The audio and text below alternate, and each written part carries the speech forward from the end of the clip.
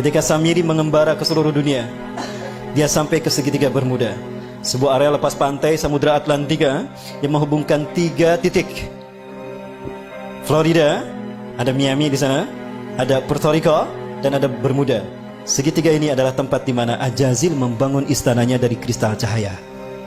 Itulah kenapa siapapun yang lewat kena hilang. Sebetulnya tidak hilang, ada, cuma tertutup dengan kristal cahaya. Begitulah cara David Copperfield menghilangkan patung Liberty.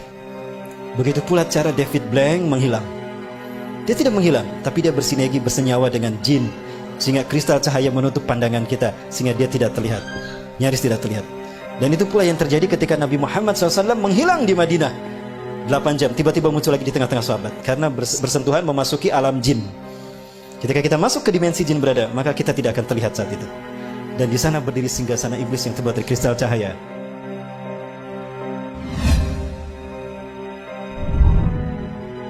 Mereka bergerak menguasai dunia dalam 3 ranah: simbol, ritual, dan arsitektur. 3 ranah ini mereka sentuh. Kata kunci kita, api dan matahari. Ya, tadi dikatakan, karena engkau telah menghukum aku tersesat, aku akan sesatkan manusia dari jalanmu yang lurus, dari Shiratal Mustaqim. Artinya akan ada sosok lain yang disembah selain kau. Itu adalah Dewa Matahari, dan dia berhasil. Di zaman Nabi Ibrahim, dia menjadikan Raja Namrud sebagai Dewa Matahari. Betul? Lihat Nabi Ibrahim. Oh, ini bintang Tuhanku. Bintang menghilang. Oh, bukan. Oh, ini bulan besar. Ini Tuhanku. Oh, bulan. Bukan. Berarti bulan bukan Tuhan. Oh, ini matahari lebih besar, tapi matahari pun tenggelam. Oh, berarti bukan Tuhan.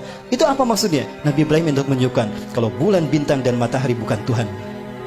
Itu hanya benda langit, tanda kekuasaan Allah. Allah lah Tuhan kita. Artinya, konsep penyembahan kepada Tuhan sebagai Dewa Matahari sudah ada sejak zaman Nabi Ibrahim. Berhasil Ajazil.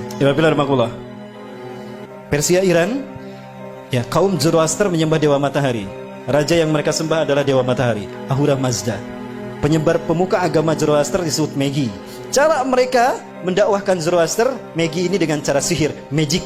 Ke dalam bahasa Arab menggunakan sin, jadi majusi. Maka ketika mereka merayakan hari besar mereka, mereka selalu menyalakan mercon.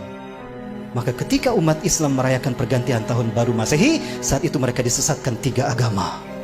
Ingat, tahun Masehi dibuat oleh seorang biarawan Katolik, Dionysius Exiguus. Dia adalah biarawan Katolik yang ditugaskan oleh Vatikan untuk membuat penanggalan Masehi yang titik tolaknya Natal. Maka dibuatkanlah penanggalan tahun Masehi yang diberi nama kemudian Anno Domini. Tahu apa arti Anno Domini? Tahun Anno Domini artinya tahun Tuhan kita. Kita Romawi. Siapa Tuhan Romawi? Yesus Kristus. Berarti tahun Anno Domini adalah tahun Yesus Kristus. Lalu dilayakkan pergantian tahunnya oleh umat Islam. Apakah umat Islam tidak murtad? Satu, ketika umat Islam euforia merayakan pergantian tahun Masehi, saat itu mereka ittiba kepada kaum Nasrani. Lalu mereka merayakan dengan meniup trompet. Lihat Yahudi, mereka merayakan hari besar mereka dengan meniup trompet. Betul? Saat itu pun Yahudi diikuti oleh kaum muslimin. Dan kemudian mereka merayakan mercon. Maka di saat itulah mereka lengkap sekali, disesatkan 3 agama. Nasrani, Yahudi tiup trompet, Nasrani menyambut tahun baru, Majusi merayakan menyalakan mercon. Ada yang ikutan syahadat lagi. Nah, baik, saya perjelas. Yunani, negara penyembah Dewa Matahari. Dan Dewa Matahari mereka namakan Helios. Bahkan mereka membuat Heliopolis, kota Dewa Matahari. Yunani, ketika mereka merayakan hari besar mereka menyembah Dewa Helios, mereka melakukannya dengan pawai obor keliling negeri. Pawai obor keliling negeri. Dan puncaknya di Bukit Olympus, di sebuah lampangan besar, mereka menyalakan obor raksasa. Dinyalakanlah obor besar tadi. Obor besar, selama obor besar itu menyala di Bukit Olympus, kaum paganis Yunani, mereka merayakan penyembahan Dewa Helios dengan melakukan berbagai macam atraksi. Ritual ini sampai hari ini dipertahankan, dan itu bernama Olimpiade. Sekali lagi, Zionis Yahudi menyesatkan kita dalam 3 ranah: simbol, ritual, dan arsitektur. Sudah terwujud? Tingkat dunia Olimpiade, tingkat benua ASEAN Games, tingkat nasional PON, tingkat daerah Porda. Dewa di Itali, Roma, Dewa Mitra. Lihat, ini Dewa Mitra, sama dengan Liberty. Ada matahari di kepalanya. Patung Liberty pegang apa? Obor kan. Berubah tidak? Tidak. Inilah yang dikatakan iblis. Fabima akhwatani la aqudanna lahum siratal mustaqim. Karena engkau telah menghukum aku tersesat, aku akan halangi mereka dari tauhid. Artinya, akan ada sosok lain yang disembah selain engkau. Siapa? Dewa matahari. Siapa dewa matahari? Matahari adalah unsurnya api kan? Dan siapa yang Allah ciptakan dari api? Jadi siapa dewa matahari itu? Ajajil. Tapi dia tidak terlihat.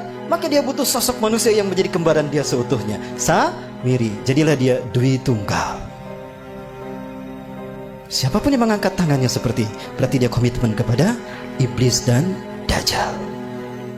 Baik, di Amerika Latin, Amerika Selatan ada 3 suku bangsa menyembah dewa matahari.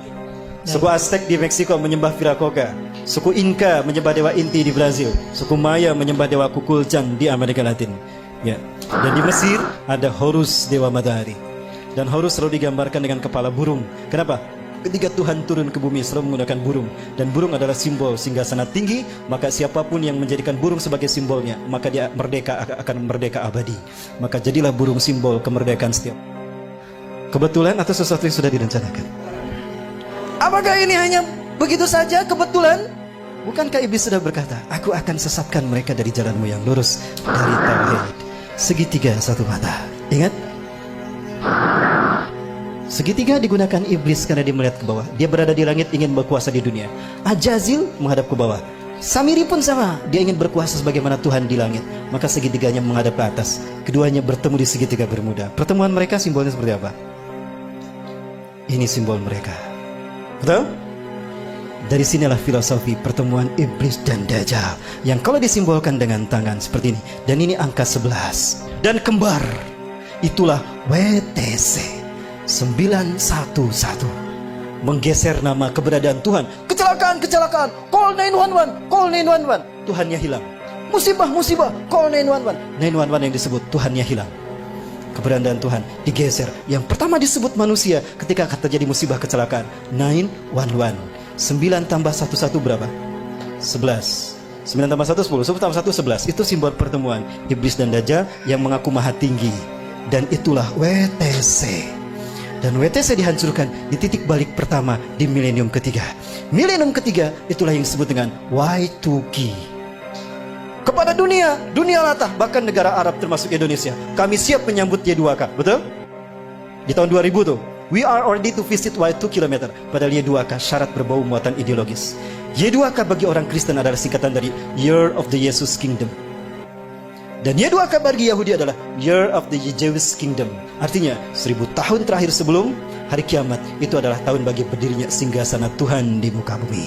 Cirinya apabila sapi berwarna merah sudah lahir. Sudah lahir belum? Berarti Tuhan yang mereka tunggu-tunggu akan tiba. Allahu Akbar. Sebentar lagi Dajjal sudah muncul. Di sinilah iblis dan Dajjal bertemu. Dan mereka membuat kesepakatan. Inilah kesepakatan yang mereka buat. 1. Kita hancurkan Islam dan kaum muslimin. Karena hanya Islam yang menghalangi kita. Maka apapun caranya, Islam dan umat Islam harus dimusnahkan. Yang kedua, kita berjuang kepada manusia untuk menunjukkan kalau Tuhan telah salah pilih. Tuhan telah berbuat salah. Begitu kan? Ini filosofi siapa kalau bukan filosofi Ajazil? Ya, maka dendamnya kepada umat Islam. Sekarang mereka bersatu dendam sama umat Islam. Ketika Samiri mengembara ke seluruh dunia, dia sampai ke segitiga Bermuda, sebuah area lepas pantai Samudra Atlantika yang menghubungkan 3 titik. Florida, ada Miami di sana, ada Puerto Rico, dan ada Bermuda. Segitiga ini adalah tempat di mana Ajazil membangun istananya dari kristal cahaya. Itulah kenapa siapapun yang lewat kena hilang. Sebetulnya tidak hilang, ada, cuma tertutup dengan kristal cahaya. Begitulah cara David Copperfield menghilangkan patung Liberty. Begitu pula cara David Blank menghilang.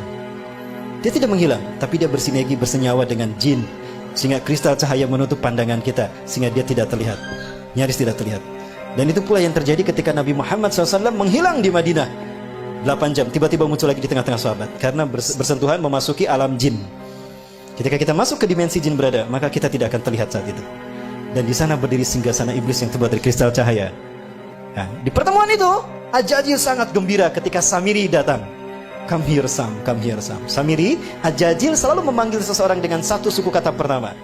Come here Sam, come here Sam. Kemari Sam, kemari Sam. Apa kata Ajazil? Di hadapan pengikutnya Ajazil berkata, hari ini adalah hari yang aku tunggu-tunggu sejak Allah menurunkan aku dari surga ke dunia, di mana aku dipertemukan dengan saudara kembarku. Panggillah dia oleh kalian sebagai Paman Sam. Nyambung tidak? Nyambung dengan Amerika. Inilah jawaban kenapa Amerika menjadi negara superpower. Kenapa dia intervensi urusan negara orang lain. Dan kenapa dunia seolah takut tidak mau menghukum Amerika dan Israel? Karena Amerika adalah negara bentukan Dajjal. Saya yakin demi Allah,